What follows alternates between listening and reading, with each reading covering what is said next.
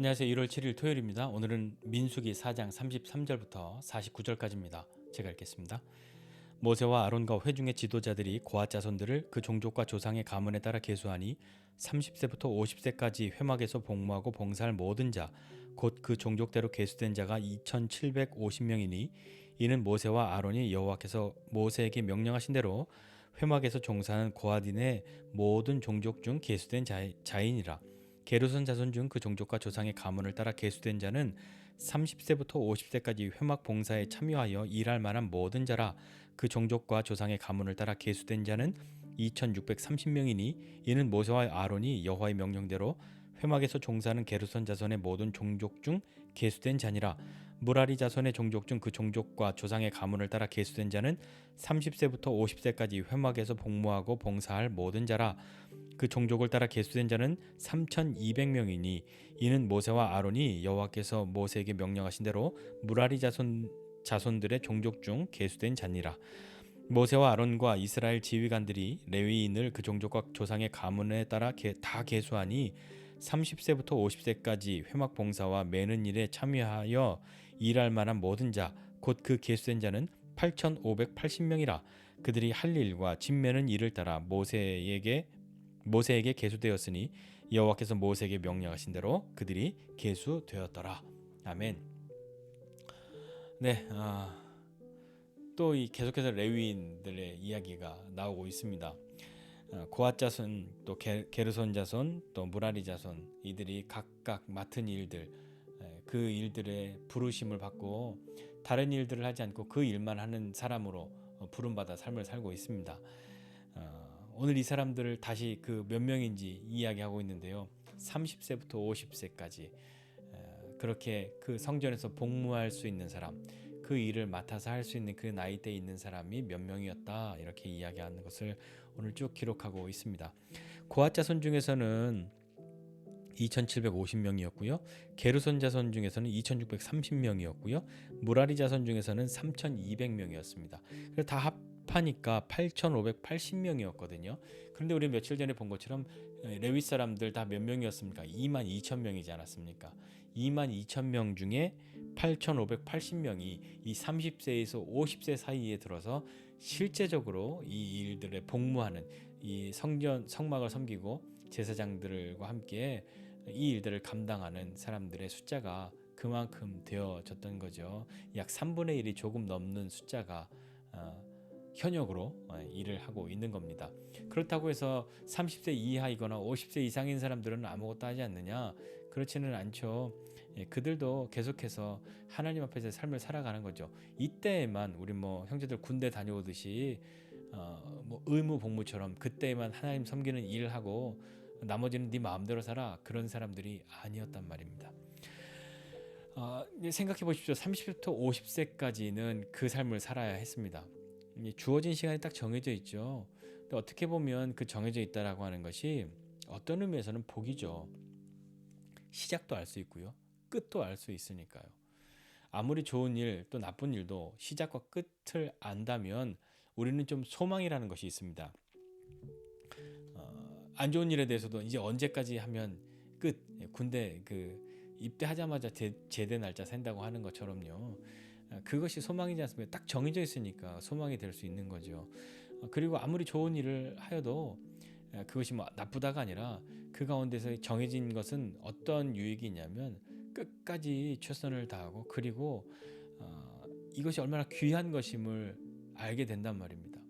이게 너무 좀 막연하게 느껴지면 우리가 사는 날 숫자가 정해져 있다고, 우리가 죽음의 날짜를 다 받아들고 살고 있다고 생각한다면 하루하루가 어떻게 여겨지겠습니까? 하나님을 섬기는 그 일이, 아니 나는 언제까지 이 큰 돌 같은 기둥을, 이런 기둥만은 내가 들고 다녀야 하는 거야.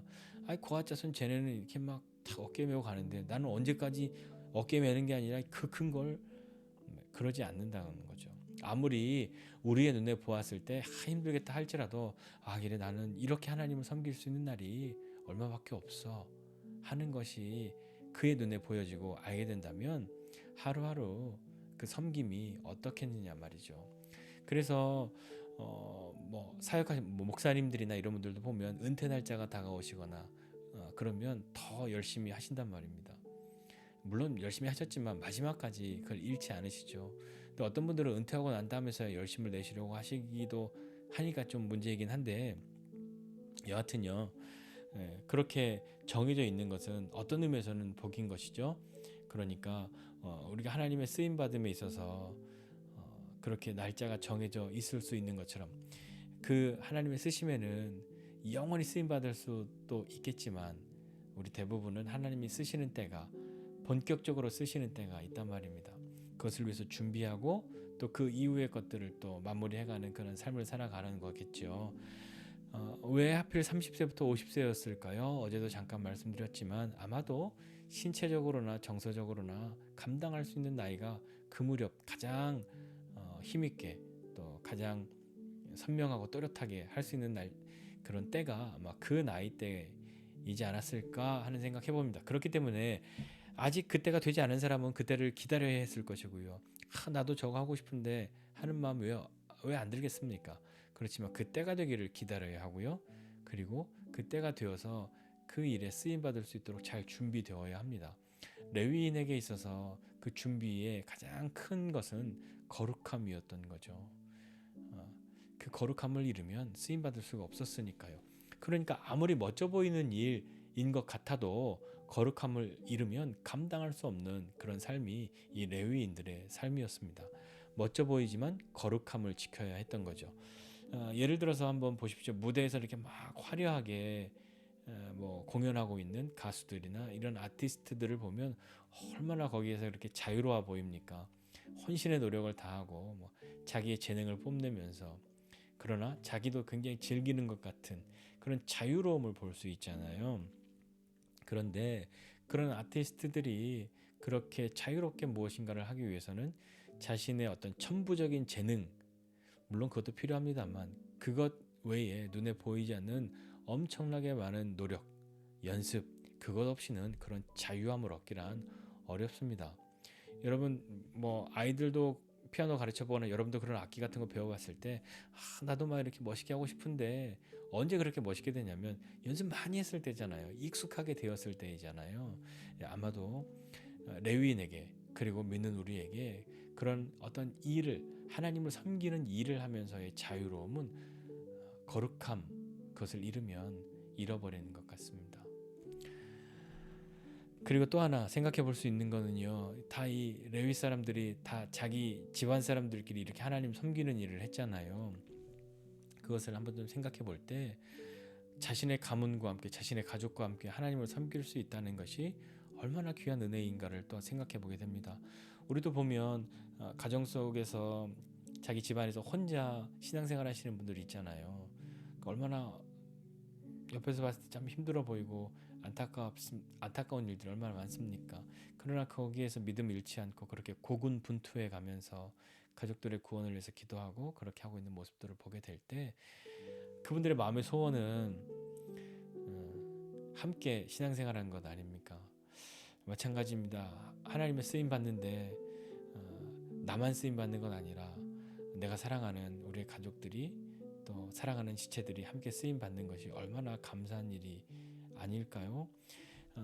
이 하나님의 쓰임 받음에 있어서 자꾸 인간적인 생각들로 누가 크다 작다, 귀하다 덜 귀하다, 내가 더 멋지다 아니다, 이런 것으로 자꾸 생각하려면 그것은 하나님의 쓰심에 합당한 생각이, 마음이 아니지 않을까요? 고앗 자손이나 게르손 자손이나 무라리 자손이요, 서로가 서로를 비교했다고 한다면 얼마나 하나님을 섬기면서도 아니한만 못한 것이 되는 것 아니겠습니까? 각자의 역할이 다르고 부르심의 차이가 있는 것이지, 하나님이 그들을 차등해서 더 많이 사랑하고 덜 사랑하는 것은 아니잖아요. 모두가 거룩하게 자신의 일을 잘 감당할 때 온전하게 하나님이 뜻하신 바를 이루게 된단 말입니다. 아무리 고앗 자손이 멋진 일을 하는 것처럼 보일지라도 게르손 자손이나 무라리 자손이 그 일들을 감당하지 않으면 고앗 자손이 가서 그거 어떻게 할 거예요? 아무것도 못하죠. 다른 자손도 마찬가지입니다. 자기의 역할들을 잘 감당해야 하는 것이죠.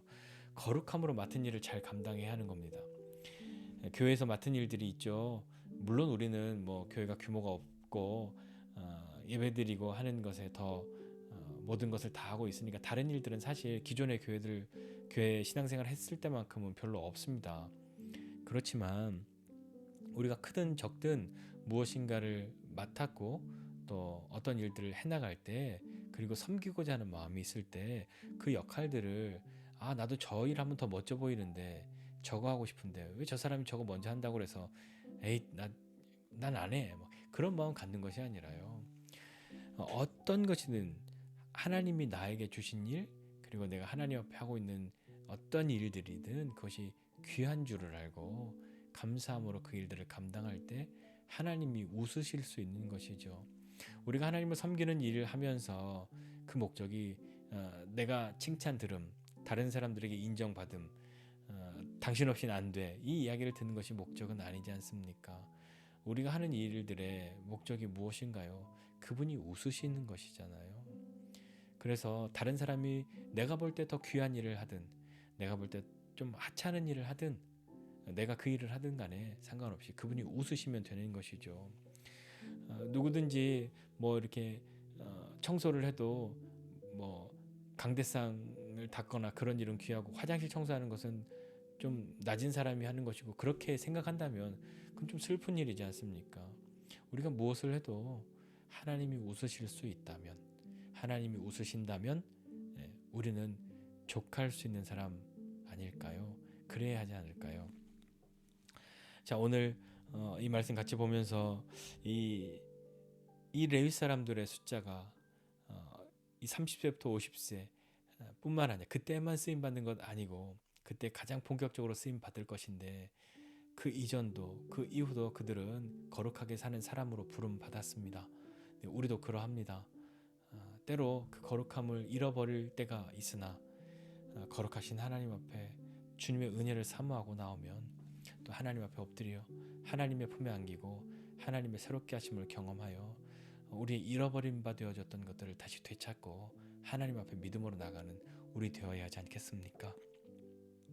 그래서 하나님이 우리의 인생을 통해, 우리의 삶을 통해, 또 우리의 협력을 통해, 우리의 공동체를 통해 하나님이 웃으시는 그런 저와 여러분 모두가 되시기를 주님의 이름으로 축복합니다. 기도하겠습니다.